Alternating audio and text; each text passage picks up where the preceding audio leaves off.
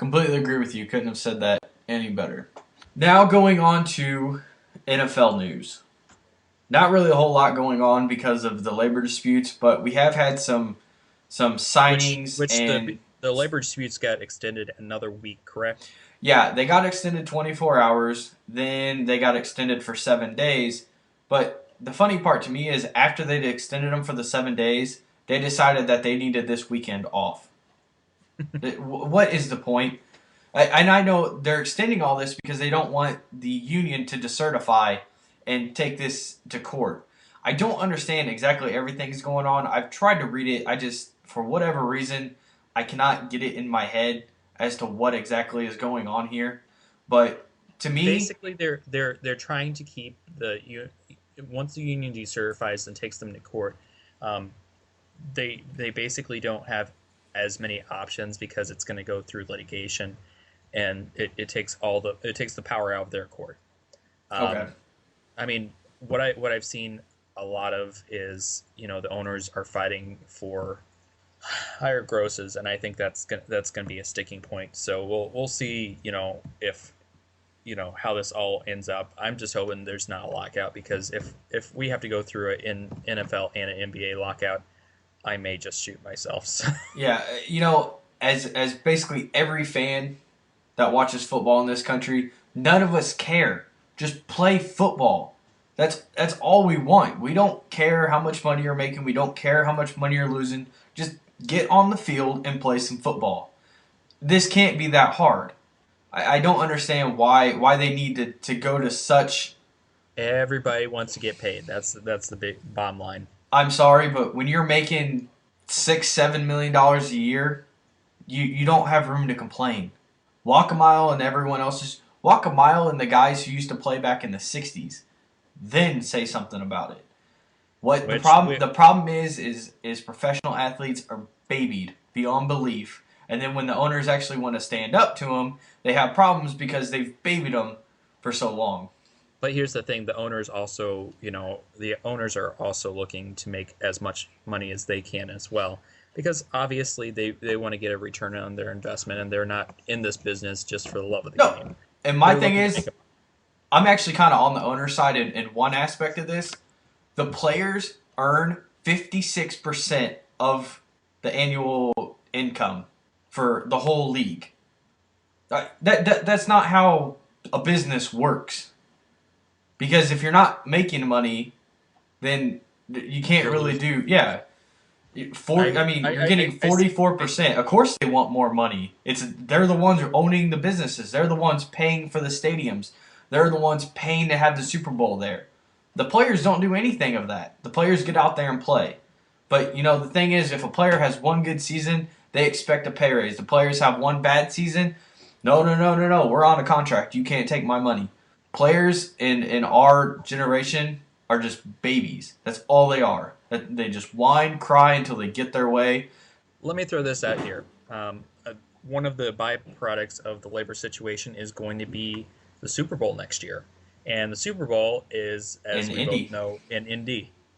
The predictions: if this Super Bowl doesn't happen, we get the city of bumped. Indianapolis loses about $400 million. Yeah, because we put in all of the new hotels. We've put in, all the new parking meter systems. Because all this stuff has to do for the Super Bowl. Yeah, We've done so much. Then the stadium itself was specifically built to bring a Super Bowl here. Yeah, again, we get screwed because the players want to be babies about it. We get. I not. I'm not calling out Peyton Manning because he has not cried about this. Peyton Manning, if he was to just use his franchise tag this year, would be paid $23 million. I don't see a problem here. I don't see what I mean. There, you don't need to be paid $23 million to throw a football. No, I'm sorry, but that's not what you need to be paid. So yes, there is a huge problem in how this works. but you also have to go with the whole perspective. Well, there wouldn't be an NFL, there wouldn't be a league if we didn't have the players. So the players have to No, that's be. not true. Because when was it, 85, when they actually had a lockout? We had replacement players playing. What do you think the Canadian League is? What do you think the USFL is? These are all okay. Yeah, they're not big like the NFL, but it shows you that we still have football, despite the fact that these guys aren't getting paid. Let's say we would have football. I'm just talking in general. If you don't have athletes on the field, you're not going to have a sport. That's a simple Well, point. yeah, but And if you want to put the best product on the field and you want to have the best, I understand you got to pay them, but you don't need to pay them that much. So, like we were saying before we got onto this giant rant, there have been some cuts and some re-signings that have happened along the way. Some of the more notable ones, left tackle Robert Gallery of the Raiders has decided to become an unrestricted free agent at the end of the year. He was in talks with the Raiders to re-sign, but he was looking for about $8 million a year, and the Raiders were only wanting to offer about 2.5, which is about what he's worth. He hasn't really done anything, and even reading the comments on ESPN, Raider fans weren't really too sad to let this guy go, and they're bringing in a lot of young talent. Al Davis kind of has this team on the up and up right now. So, which is scary because Davis is just scary in general. yeah. But at the same time, a Raiders team actually building. I'm sorry if I'm skeptical, but I mean, it sounds like a good decision if they're honestly, around $5.5 million off, each other's deals. There wasn't a deal that was going to happen. So Well, the problem is Gallery was a top 5 pick or a top 10 pick, something like that, and he feels like he deserves the money. He doesn't. He doesn't even play left tackle for the team. He's a guard. He sucked that bad at left tackle. He had to be moved. So, well, I mean, players get moved all the time from their normal I positions know, to fill in. but I'm just saying he's not there. We'll see, but I just don't see it happening. All right. Speaking of another former Hawkeye, and also speaking of the Colts, they decided to cut Bob Sanders on February 18th, which means the long and drawn-out process is finally done. This, for most Colt fans, came a few years too late. At least I'm one of those fans who thinks he should have been cut a while ago. For me, Bob Sanders was always a guy who gave 110% when he was on the field. The problem was he was never on the field.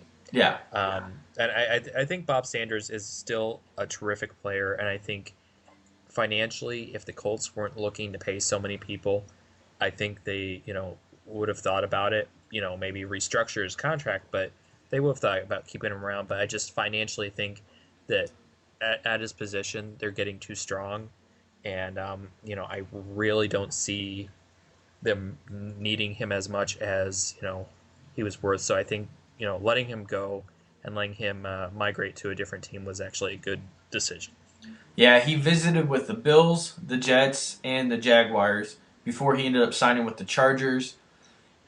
He's only played in 9 regular season games since 2008. And, this opens the door for Melvin Bullitt to return. He's one of the guys that, as you said, needs to be re-signed. And when you're already paying Antoine Bethea as much as they are, I think it's like 4 years, $25 million or something like that. Something like that. Melvin Bullitt deserves to be in a 4-year, $15 to $20 million range. You can't keep Sanders with his ludicrous contract. It's just not something that's worth it. And then on top of that, if you do bring back Sanders, Melvin Bullitt deserves the start. He's been the one out there playing these last 3 years. Yeah. You can't tell. I'm sorry, but as a fan, I can't see them walking up to Melvin Bullitt and saying, well, we're really hoping that Sanders is good to go this year. No, that's definitely not how this should work. Sanders would have been relocated to a backup position where he needed to be for the last couple of years. Like you said, he gives 110%. Problem is he's not on the field. He goes 110% every single play. And that's good, except for when you're made of glass and you just break on every single play. He's just undersized, and that's the thing. His strength is also his weakness. He's a quick guy, but he's a smaller guy, and I think that definitely provides a challenge. especially physically, it wears down on you. And he's not super old, but I mean he's getting on a little bit, and to take that much toll in the span of a couple of years, it's not going to be good for any player. Sticking with it's kind of weird. I didn't see this when I wrote out the notes, but sticking with a another Big Ten football player, AJ Hawk was cut by the Packers and then immediately re-signed the next day. He was set to earn $10 million in this upcoming year, and rightfully so, the Packers didn't want to pay him that because last year he started the season as a role player coming off the bench. He gravitated toward the starting role when Nick Barnett and Brandon Chillar, I'm assuming is how you say his name, went out with injuries, and Hawk played amazingly. He ended up becoming one of the captains for the Super Bowl. So, he did a lot of good things, but he was not worth $10 million. Well, he's a former first rounder, and their contracts are always going to be a little bit bloated. So, well, yeah, but rumors are that he's signed a 5-year deal. There's nothing out there saying what it's worth, but there's speculation that it's going to be up around the $30 to $35 million range, which so about $7 million a year. Yeah, which I think he's worth about that with the way if he continues to play like he did this year. 2010 was actually his best year, so there's that. But one of the side notes that I threw in here was I read that Clay Matthews will make $660,000 this year. Well, what? Like, I understand he's still playing a rookie contract, but I'm pretty sure he's outworked that rookie contract. Well, yeah. This guy needs a pay raise. And if that means cutting one of your linebackers, like, I don't know, Nick Barnett, who's already been rumored to be on the chopping block, I'd do it and give him a pay raise pretty easily. Well, here's the thing. Nick Barnett is one of those guys that has played really, really well. But when he went down and, with some of the comments that, were posted on Twitter, especially about the team photo, that kind of, sullied, the relationship between the Packers and Nick Barnett.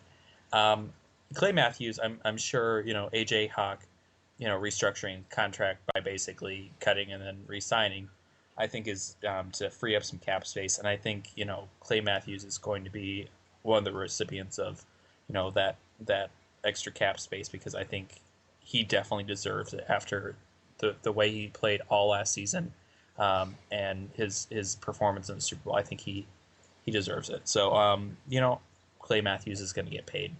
Packers are not going to lose a guy like Clay Matthews, especially when he could be, one of those staples of your team for years to come. So, next guy we're moving on to, and once again, a Big Ten former player, former Michigan State wide receiver, former New York Giant Super Bowl champion, and soon to be former prison inmate, Plaxico Burress, is set to be released on June 6th. Apparently 3 months early of his 2-year sentence.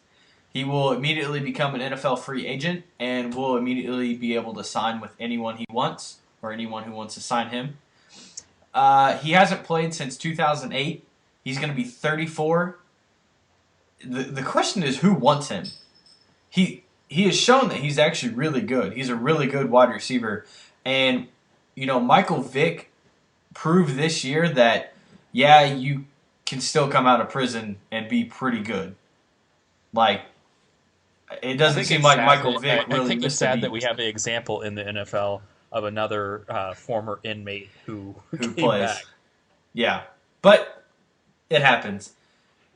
And so, who's going to jump on him? To me, I wouldn't be surprised if the Jets or the Bengals jump on him. The Bengals are known to just take anyone who wants to play football. And with them losing T.O. to free agency and possibly losing Ocho Cinco, I wouldn't be surprised if they take a shot at him for a year. Well, I don't think they need to go for a wide receiver. I think they need to try to keep their quarterback because it sounds like Carson Palmer is trying to get his way out of town because he's really. But that doesn't make sense. Why would you want to keep him when he wants out? He said he either wants to be traded or he's going to retire. How are you going to keep him? I don't think they need to go after a wide receiver this year. I don't see it as okay. But Plaxico is someone that you're going to get cheap.